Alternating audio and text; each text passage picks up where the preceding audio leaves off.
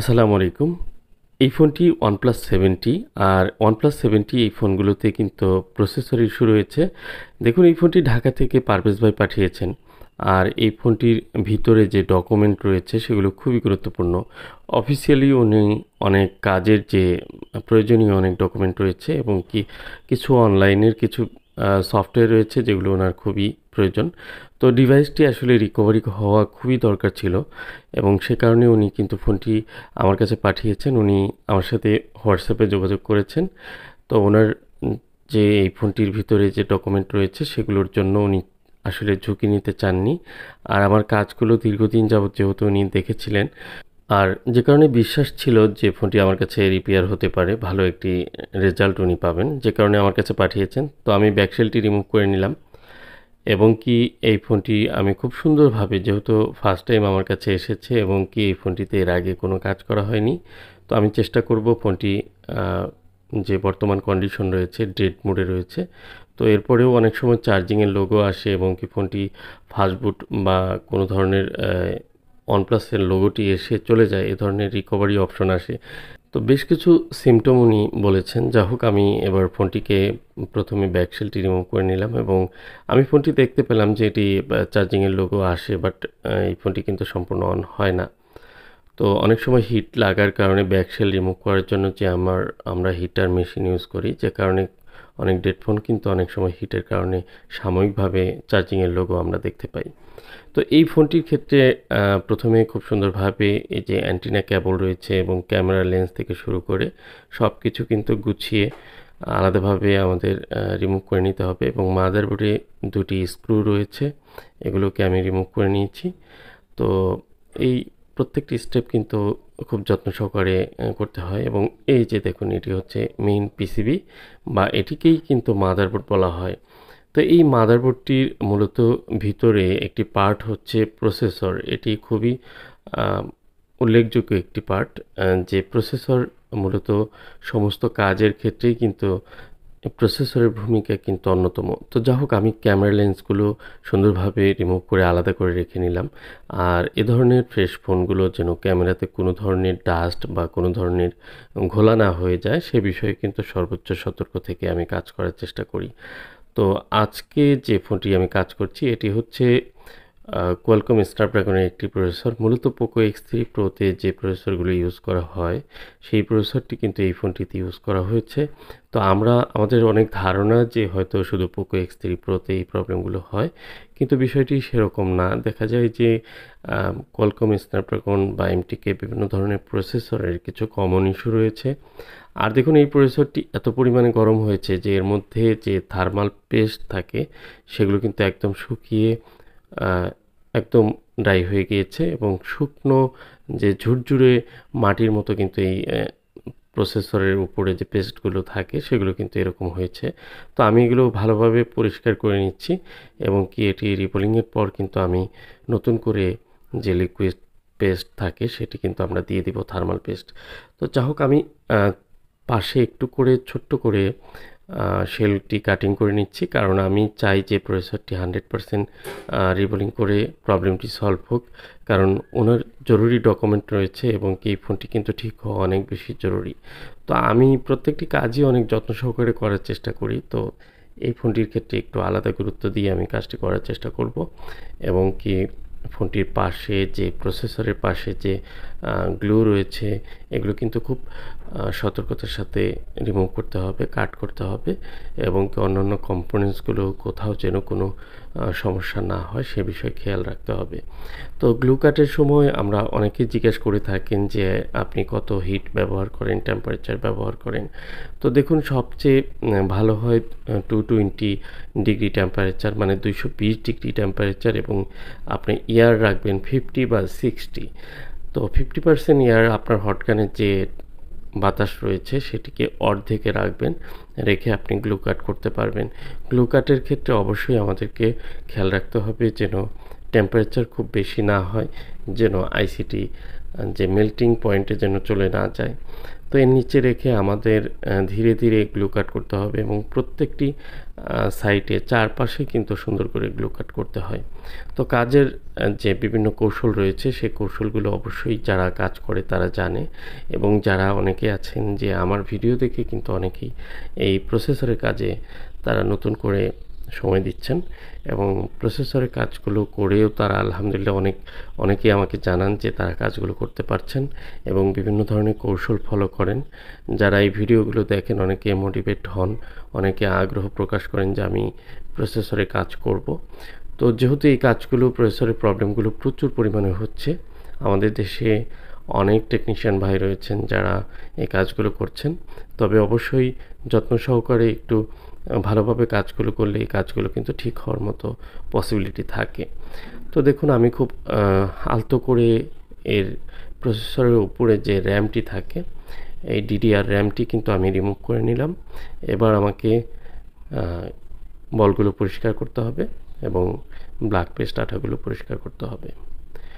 তো এই ধরনের ব্ল্যাক পেস্ট আঠাগুলো যেগুলো ক্লিন করি আমরা, সেগুলো ক্লিন করার সময় আমাদের নর্মালি শাওমি যে ফোনগুলো থাকে সেগুলোতে কিন্তু একটু নরম আঠা থাকে, খুব সহজে পরিষ্কার করা যায়। বাট এই ওয়ানপ্লাসের ক্ষেত্রে যে আঠাটি ব্যবহার করা হয় এটি অনেক হার্ড থাকে এবং অনেক চেষ্টার পরেও দেখা যায় যে সম্পূর্ণ ক্লিন হয় না। তো আমি চেষ্টা করছি সুন্দরভাবে হটগান ব্যবহার করে এই আঠাগুলো পরিষ্কার করতে। দেখুন এইখানে যে আমি এই গ্লু পরিষ্কার করছি এর সাথে কিন্তু আমার যে প্রসেসরের উপরে র্যামের যে বলগুলো সেগুলো কিন্তু আমার, আর এমতো অবস্থায় কিন্তু আমরা যদি হিটটি 220 রাখি তাহলে কিন্তু আমার এই বলগুলো কিন্তু কাটবে না।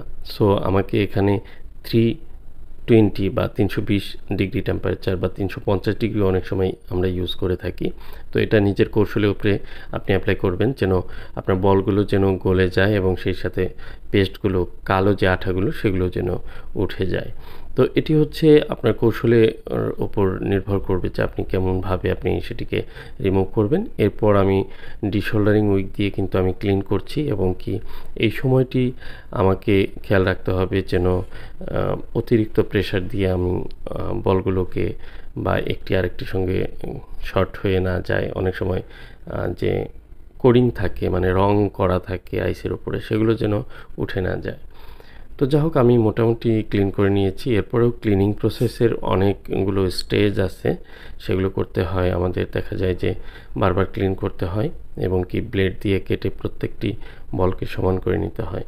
তো এই ক্লিনিং প্রসেসটি আমি এখানে সম্পূর্ণ করে নিলাম। যদিও আমি আইসিটি রিমুভ করে আলাদাভাবেও করতে পারতাম, কিন্তু এর বিশেষ কিছু কারণ রয়েছে এখানে করার মাধ্যমে। তো দেখুন আমি প্রসেসরটি অলরেডি রিমুভ করে নিয়েছি, আর এই জায়গাটিতে আমার ভিডিওটি আসলে মাঝখানে ব্রেক হয়ে যায়। মানে ইলেকট্রিসিটি আমাদের এখানে একটু মাঝে মাঝে চলে যায়, যে কারণে অনেক সময় দেখা যায় যে ভিডিওর কথা খেয়াল থাকে না, পরবর্তীতে আবার ভিডিও করতে হয়। যাই হোক, আইসিটি আমি রিমুভ করার পর দেখি আমি ভিডিও হচ্ছে না, যে কারণে তাৎক্ষণিক আমি ক্যামেরায় প্রেস করি। তো ভিডিও না হলেও আমি আপনাদের বলি যে এ ধরনের প্রসেসর রিমুভ করার ক্ষেত্রে আমরা কিন্তু 390 ডিগ্রি টেম্পারেচার ইউজ করতে পারি, মানে 390-400 ডিগ্রি টেম্পারেচার অনেক সময় ইউজ করে থাকি। তো সেটি কিন্তু কন্টিনিউ অনেক সময় করা যাবে না, কারণ পুরো মাদারবোর্ডটি কিন্তু পেস্টেড মাদারবোর্ড, আর এই ধরনের মাদারবোর্ডের ক্ষেত্রে কিন্তু দেখা যায় যে হিট অ্যাপ্লাই করার মাধ্যমে অন্যান্য যে বোর্ডের অংশগুলো রয়েছে, অন্যান্য আইসিগুলো, সেগুলো কিন্তু মেল্ট হয়ে যাওয়ার মাধ্যমে অনেক বল বেরিয়ে আসতে পারে এবং শর্ট হয়ে যেতে পারে।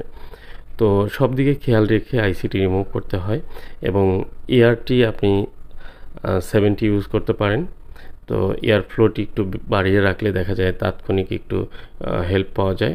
আর এ ধরনের আইসি রিমুভিং করার ক্ষেত্রে আমি কিন্তু অনেক সময় একটি পার্সোনালি একটি হটগানের সেটআপ রয়েছে। আমি যখন কাজ করি কয়েকটি স্টেজে গিয়ার যেমন গাড়িতে চেঞ্জ করা হয় সেভাবে আমি কিন্তু অনেক সময় করে থাকি। জাস্ট আমি যখন আইসিটি রিমুভ করব সেই সময় একটু এয়ার টেম্পারেচার বাড়িয়ে আমি জাস্ট 1 মিনিটের মধ্যে কিন্তু আমি অনেক সময় এই আইসিটি রিমুভ করে থাকি।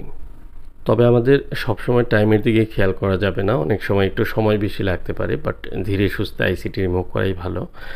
তো কাজের কৌশল আস্তে আস্তে আমাদের আয়ত্ত হয়ে যাবে। আমরা যারা কাজ করি তারা অবশ্যই এই বিষয়গুলো তো জানি, এবং কি নরমালি যে আইসিগুলো আমরা কাজ করে থাকি অন্যান্য যে ফোনগুলো সেগুলোর চেয়ে কিন্তু এই ওয়ানপ্লাসের কাজগুলো একটু আলাদা, এবং গুগলের কাজগুলো আরেকটু আলাদা। তো প্রত্যেকটি আলাদা আলাদা ক্যাটাগরি। একই ধরনের সেটআপ দিয়ে বা হট গানের একই ধরনের এয়ার টেম্পারেচার দিয়ে কিন্তু সব ধরনের কাজ অনেক সময় করা যায় না, এবং সেটিকে আমরা নিজেরা কিন্তু মডিফাই করে আমরা কন্ট্রোলে করতে পারি। যেমন হট গান যখন আমাদের হাতে থাকে তখন কিন্তু আমরা কাছ থেকে বা দূর থেকে দিয়ে আমরা কিন্তু অনেক সময় এগুলো কাজ করতে পারি, এয়ার টেম্পারেচার কমিয়ে কাজ করতে পারি। বাট আপনাকে সবসময় যে হট গানের কন্ট্রোলিংয়ের উপরে নিয়ন্ত্রণ রাখতে হবে যে আপনি কত টেম্পারেচার ইউজ করছেন, কত এয়ার দিচ্ছেন, এটি কোনো বিষয় না। আমি আমার হট গানের সর্বোচ্চ লেভেলের যে হিট এয়ার দেওয়া আছে, মানে 3টি চ্যানেলের মধ্যে আমি সবচেয়ে উপরের চ্যানেলের যে কন্ট্রোলটা চ্যানেলটা সেটা দিয়েও কিন্তু আমি আইসি রিবোলিং, আইসি রিমুভিং, আইসি পরিষ্কার করা থেকে শুরু করে সব করতে পারি। আবার যে লো টেম্পারেচার রয়েছে, মানে হট গানের 3টি চ্যানেলের যে লো টেম্পারেচার সেটি দিয়েও কিন্তু আমি করতে পারি। সো এটি কোনো বিষয় না। তবে অনেক ক্ষেত্রেই দেখা যায় যে আমাদেরকে কিছু কিছু মাদারবোর্ডের ক্ষেত্রে এগুলোকে বাড়িয়ে কমিয়ে ইউজ করতে হয়। তো সব কিছু আসলে ভিডিওর মাধ্যমে এভাবে বলা সম্ভব হয় না। মূলত এই কাজগুলোকে অনেক নিখুঁতভাবে করতে হবে। কথা একটাই, কোনো ধরনের স্যাক্রিফাইস চলবে না। কাজকে অবশ্যই যত্ন সহকারে করতে হবে। প্রত্যেকটি কাজ যদি যত্ন সহকারে করি তাহলে এই ফোনগুলো কিন্তু ঠিক হওয়ার চান্স অনেক বেশি।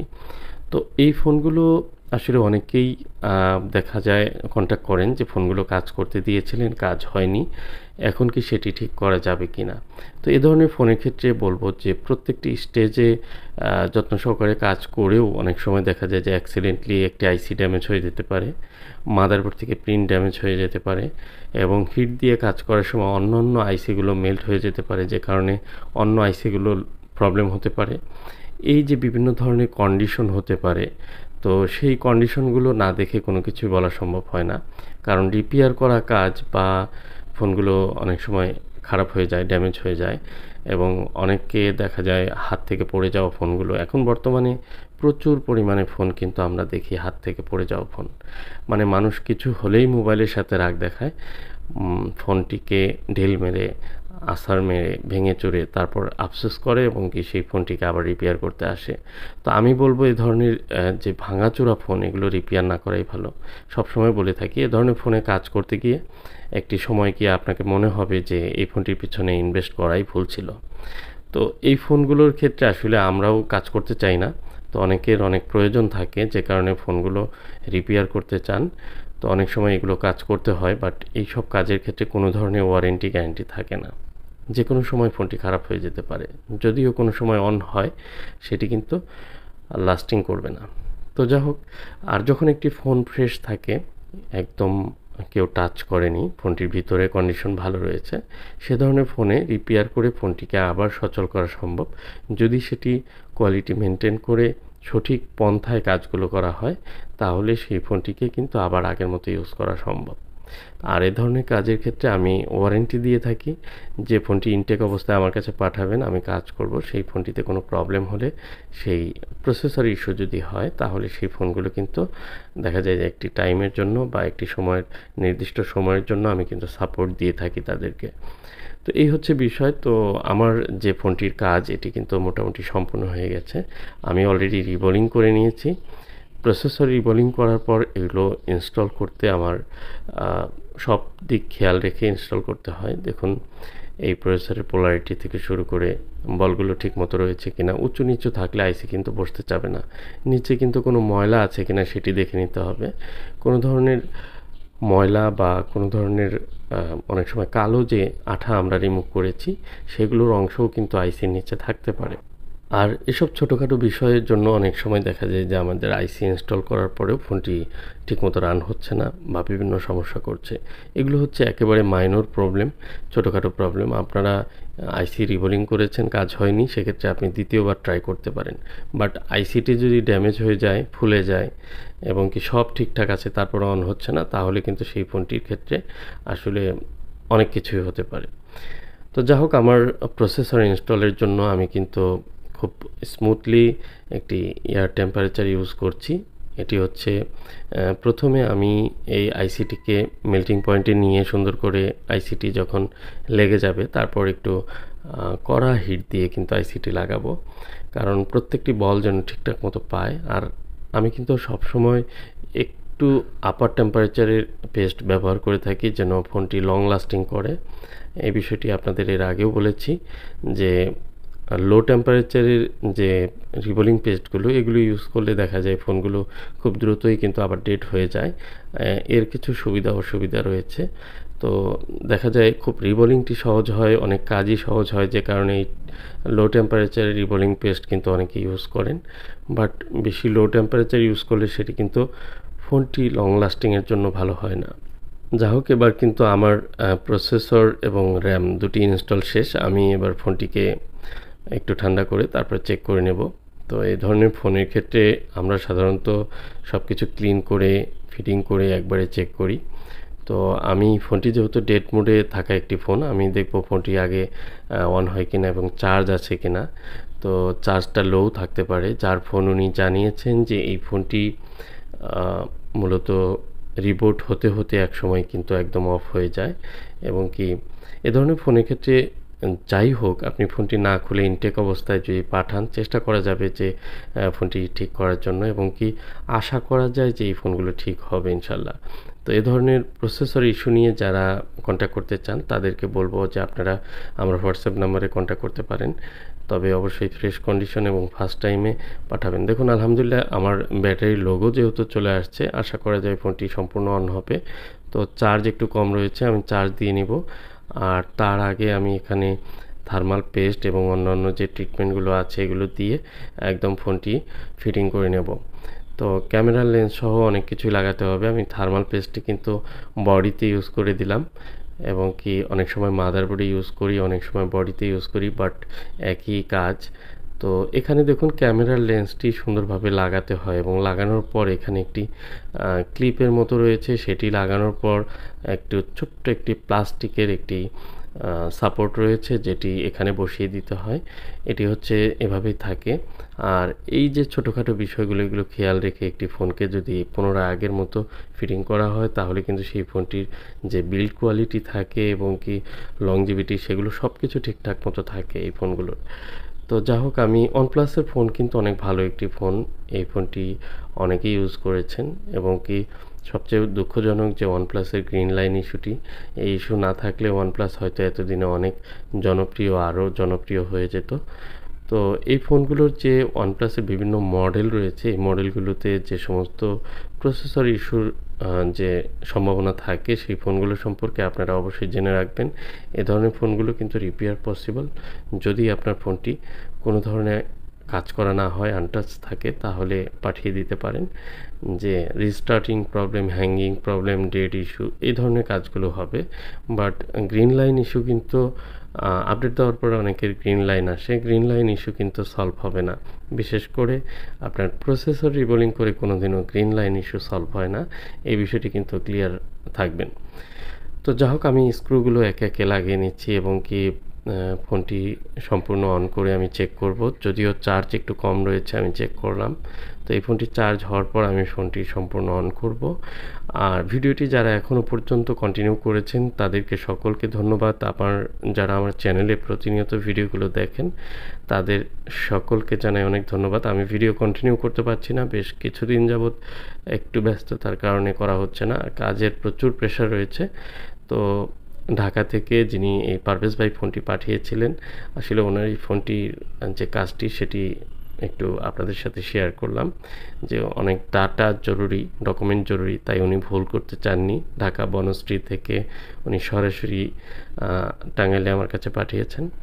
তো এ ধরনের ফোন ঢাকা থেকে অ্যাভেলেবেলই ফোন আসে, অনেক ফোনই আসে। তো আমি ফোনটি অন করে নিচ্ছি। তো এই ফোনগুলোর ক্ষেত্রে দেখা যায় যে যদি সঠিক প্রসেসে কাজটি করা হয় তাহলে ঠিক হওয়ার চান্স অনেক বেশি থাকে, বলা যায় 99%। এবং কি আমার এই কাজগুলো যারা আপনারা দেখেন তারা তো জানেন যে প্রসেসরের কাজগুলো কতটা সুন্দরভাবে করা যায়, এবং কি সেগুলোকে পুনরায় আবার ভালোভাবে ইউজ করা যায়। তো দেখুন আমি ফোনটি সম্পূর্ণ অন করার চেষ্টা করছি এবং আশা করি ফোনটি সম্পূর্ণ অন হয়ে যাবে। আর আমার চ্যানেলে অনেকেই রয়েছেন। 25,000 সাবস্ক্রাইবার পূরণ হয়েছে। তো আপনাদের সকলকে আসলে অনেক, অনেক ধন্যবাদ যে আমার চ্যানেলে আমার সঙ্গে থাকার জন্য। আসলে চেষ্টা করছি একটু কন্টিনিউ করার, কিন্তু ব্যস্ততার কারণে পারছি না। অনেক শুভাকাঙ্ক্ষী বা অনেক ভাই ব্রাদার যারা রয়েছেন আমার ভিডিওগুলো দেখেন, সকলকে অনেক ধন্যবাদ। ঈদ পরবর্তী সময় থেকে এখন পর্যন্ত আসলে তেমন কোনো ভিডিও আপলোড করতে পারিনি। তো লম্বা সময় পরে একটা ভিডিও আপলোড করলাম। আশা করি ভালো লেগেছে। লাইক, কমেন্ট, শেয়ার করে যাবেন। আজকের মতো এই পর্যন্তই। আসসালামু আলাইকুম।